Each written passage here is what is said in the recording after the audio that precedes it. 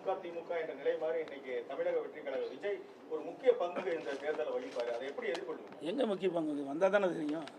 சும்மா உங்கள் பத்திரிக்கை ஊடகத்தையும் அப்படி போட்டு அந்த என்ன ரேட்டு ஏறுது, டிபிஆர் ரேட் ஆகிறதுக்கு அதை போட்டு காட்டிகிட்டு இருக்கிறீங்க. என்னங்க இருக்குது, என்ன பண்ணாங்க சொல்லுங்க பார்க்கலாம்.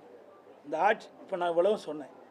இன்றைக்கி அதிமுக பொன்விழா கண்ட கட்சி, 31 ஆண்டுகளும் தமிழகத்தில் ஆட்சி புரிந்த கட்சி. மத்திய அரசிலிருந்து மாநில அரசு என்னென்ன திட்டங்களை கொண்டு வந்து நிறைவேற்றி அதன் மூலமாக தமிழகம் எந்த அளவுக்கு உயர்ந்திருக்குன்னு நாங்கள் பளிச்சுன்னு சொல்கிறோம். அதெல்லாம் சொல்ல முடியும், சொல்லுங்கள் என்னன்னு சொல்லுங்க பார்க்கலாம். என்ன சொல்லலை, கூட்டம் ரசிகர் கூட்டம் வரத்தான் செய்யும். ஒரு அது நிறைய அவர் சிறந்த நடிகர், அதில் எந்த மாற்று கருத்தும் கிடையாது. ஆனால் சிறந்த அரசியல்வாதி நாங்கள் தான். மக்களுக்கு சேவை செய்தோன்னா நாங்கள் தான் இது வரைக்கும் மக்களுக்கு குரல் கொடுத்துட்டு இருக்கிறோம். இந்த ஆட்சி எழுத்து கூட பேச முடியல, அது வரைக்கும் திரைப்படத்தில் நடிச்சுட்டு தான் இருந்தார். இப்போ தான் வெளியில் வந்திருக்கிறாரு. நான் இந்த பொது நாளைக்கு 1974 வந்தேன். 51 ஆண்டு காலம் ஆகிப்போச்சு. 51 ஆண்டு காலம் மக்களுடைய பிரச்சனையை நாங்கள் அணுவு நிதியாக தெரிஞ்சிருக்கிறோம். ஒரு சாதாரண பிரச்சனைக்கே சாதாரண பிரச்சனை இல்லை, அது மிகப்பெரிய கடுமையான பிரச்சனை தான். அது தவறு, நான் சொன்ன வார்த்தை. இன்றைக்கு 41 உயிர்கள் இழந்து விட்டோம். என்ன நடந்திருக்க வேணும்? யாருக்காக உயிரிழந்தார்கள்? அவரை காணதா, அவருடைய கூட்டத்தை, அவருடைய பேச்சை கேட்பதற்காக வந்த கூட்டம். என்ன பண்ணியிருக்கணும்? நேரடியாக அங்கே போயிருக்கணும். நாங்களாம் ஓடலை. நாங்கள் எந்த கட்சி அந்த கட்சின்னு பார்க்கல. விலைமதிக்க முடியாத உயிர்கள் 41 போயிட்டுது. பாவம், பரிதாபம். இந்த குடும்பம் எந்த நிலையில் இருக்கும்? அவர்களுக்கு எங்களால் முடிந்த ஆறுதல் சொல்லலாம். இது அந்த ஆறுதல் கூட உங்களால் சொல்ல முடியலையே.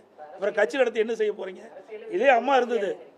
அம்மா இருக்கும்போது சுனாமி வந்தது, அதிகாரிகள் எச்சரித்தாங்க. அதையும் மீறி கடலுக்கு போய் பார்த்தாங்களே இல்லையா? உடனே ஓடோடி பார்த்தாங்களே இல்லையா? புயல் வந்தது, என்னுடைய அமைச்சர்கள்லாம் 3 மாதம் அங்கேயே தங்கி, கஜா புயலில் 3 மாத காலம் அந்த இடத்துலேயே தங்கி நிவாரண பணிகளை மேற்கொண்டு அந்த புயல் அடிச்சூடு இல்லாமல் நாங்கள் பார்த்துக்கிட்டோம். இதெல்லாம் எங்களுடைய உழைப்பு. ஒரு அரசாங்கம் எப்படி இருக்கணும் என்பதற்கு முன்மாதிரியாக அரசாங்கம் அதிமுக அரசாங்கம். எதையுமே செய்யாமல் திரைப்படத்தில் இருக்க வரைக்கும் சம்பாரிச்சிங்க. இப்போ விட்டுட்டு வந்தீங்க, நான் பல்லாயிரக்கணக்கு கோடி விட்டுட்டு வந்தேங்கிறீங்க. யாருக்கா விட்டுட்டு வந்தீங்க? இப்படிப்பட்ட ஒரு அரசியலில் தாங்குவாரா சார்? அதெல்லாம் நான் சொல்லலை. நீங்கள் கேட்ட கேள்விக்கு நான் பதில் அவ்வளோதான். தாங்குவாரா போவாரா? அதாவது அனுபவம் வேணும். இது சாதாரண விஷயம் இல்லை. இன்றைக்கி என்னாச்சு? திட்டமிடாமல் போன காரணத்தில் தான் 41 உயிர்கள் நம்ம பழி கொடுத்துட்டோம்.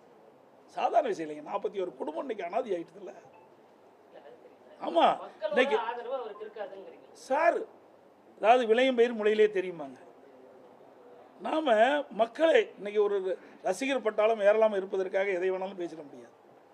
இது 8 கோடி மக்களுடைய வாழ்வாதார பிரச்சனை. ஒரு அரசாங்கம் வந்தால் எப்படி செயல்படும் என்பதை பார்க்கணும். கொரோனா காலம் இருந்ததுங்க. கொரோனா காலம் வந்தால் இவ்வளோ வீட்டு விட்டு வெளியே வருவாரா? நான் 32 மாவட்டத்துக்கு நேரடியாக போனேன். என்னை கூட மருத்துவர்கள் சொன்னாங்க, நான் அடிக்கடி சொன்னேன். ஆனால் நான் 15 மாவட்டத்துக்கு போயிட்டு 16ஆம் மாவட்டம் திருச்சிக்கு போகும்போது தமாக தலைவர் ஒருத்தர், அவர் பிரமாதமாக விவசாயி என்று பேசிட்டு இருந்தார். ஒரு வாரம் கழித்து அவர் கொடுத்துருந்தார். அந்த செய்தியெல்லாம் அவர்கிட்ட கேட்கணும்னு சொன்னேன். இறந்துட்டார். அருமையான உடல், 55-57 வயசு தான் இருக்கும். அப்படிப்பட்ட சூழ்நிலை கூட 32 மாவட்டத்துக்கு நேரடியாக போனோம். மக்களை போய் சந்தித்தோம். அந்த காலகட்டத்தில் ஒரு இக்கட்டான காலகட்டம். மக்களை காக்க வேணும், மக்களுடைய பிரச்சனை தீர்க்க வேணும். அதையெல்லாம் நேரடியாக சேர்ந்து நீங்கள் எல்லா ஊடகம் பார்த்தீங்க, எல்லா இடத்துலையும் போனோம். அப்படி ஒரு சூழ்நிலை வருகின்ற போது இவரெல்லாம் எப்படி சமாளிக்க முடியும்? சார், இவ்வளோ பலம் வாய்ந்த ஒரு கட்சியை அவர் எங்களுக்கும் திமுக தான் சார் 1008 பேசலாம், அது வேற.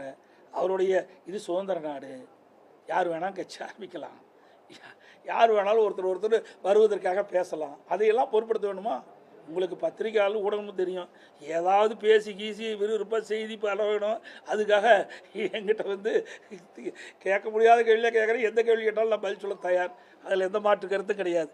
எதற்காக சொல்லினா, யாரையும் நான் குறைச்சி மதிப்பிடலை. இது அரசாங்கங்க. அரசாங்கத்தில் அனுபவம் தேவை. அனுபவம் செய்யவே முடியாது, பெரிய கஷ்டங்க.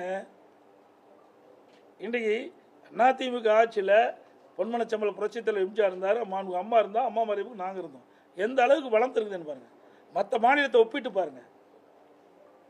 இன்றைக்கு இவ்வளோ தூரம் வளர்ச்சி அடைவதற்கு காரணம் அனைத்து இந்திய அண்ணா திராவிட முன்னேற்ற கழகம் ஆட்சி இருந்த காரணத்தில் தான். அதுதான் நாங்கள் தைரியமாக சொல்கிறோம்.